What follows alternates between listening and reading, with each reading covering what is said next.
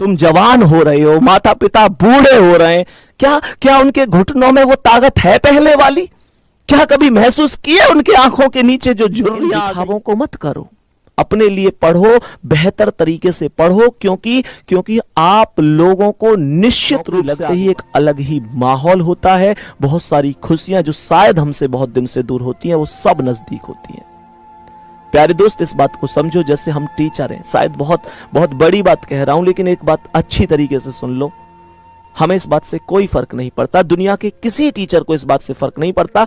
Comment में मैं ये कहूं कि यार इस बच्चे का सिलेक्शन होना चाहिए, नाम लूं मैं किसी का कि इसका सिलेक्शन होना चाहिए। तुम इस बात को समझो कि जिस दिन जीडी का रिजल्ट आएगा, हम छाती ठोककर इस बात को कह देंगे कि हाँ, हमने दिए इतने सिलेक्शन, 15,000, 20,000, 10,000, 5,000, हम कहेंगे ये सिलेक्शन हमने दिए।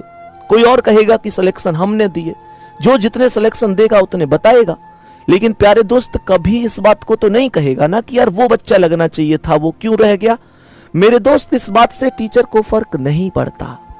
ये कड़वी सच्चाई, आप लोगों को हो सकता है यार ये बात लगे कि संदीप भैया इस बात को कह रहे हैं हमसे, पर सच्चाई ये है कि टीचर केवल ये देखता है कि हाँ, मेरे बैच से इतने बच्चे सेलेक्ट हुए। उसे ये फर्क नहीं पड़ता कि वो तुम हो या कोई दूसरा हो।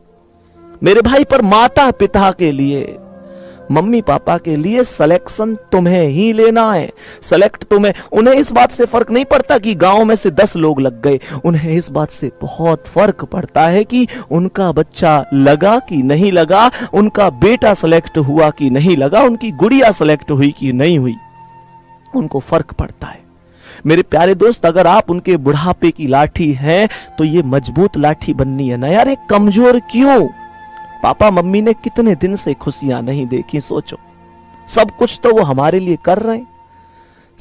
शायद ऐसा समय होता होगा कि वो मतलब अपनी इच्छाओं का दमन करके हमारे लिए कुछ करते होंगे।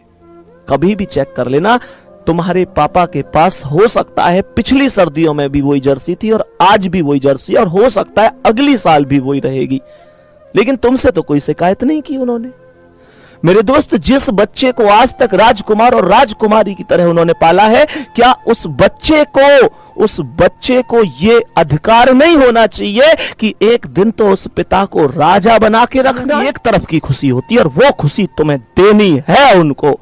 तुम पर डिपेंड करता है मेरे भाई। दिखावा मत करो, पढ़ाई करो, मेहनत तुम्हें करनी है, निश्चित रूप से आगे बढ़ना है।